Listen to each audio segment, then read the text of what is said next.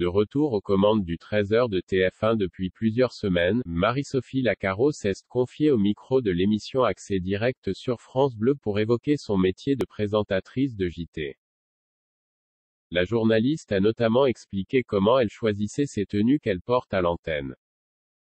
Un choix très réfléchi. Depuis le 16 mai dernier, Marie-Sophie Lacaro est de retour sur l'antenne de TF1 pour présenter le journal de 13h.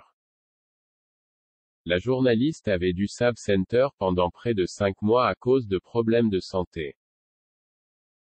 Elle souffrait en effet d'une kératite amibienne, une infection rare et sévère de la cornée par des amibes, des parasites présents dans l'eau du robinet, qui l'a obligée à passer 2 mois dans l'obscurité et à suivre un lourd traitement par collyre, comme elle l'avait expliqué aux Parisiens.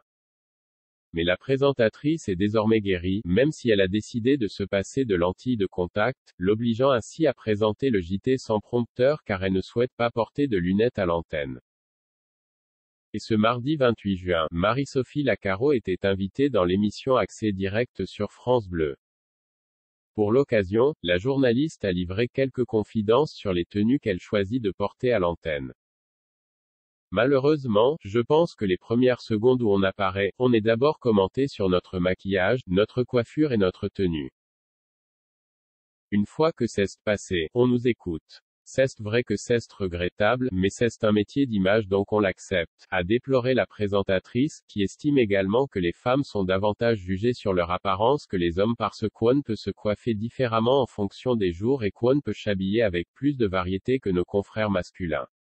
Marie-Sophie Lacaro, on essaie de tout prévoir, mais Marie-Sophie Lacaro prend tout de même soin de sélectionner avec attention ses vêtements, et ne laisse rien au hasard. Je fais attention à mes tenues en fonction de l'actualité. Si j'ai prévu de porter une robe rouge flamboyante et qu'une actualité très difficile arrive dans la matinée, je vais évidemment me changer et ne pas arriver en rouge.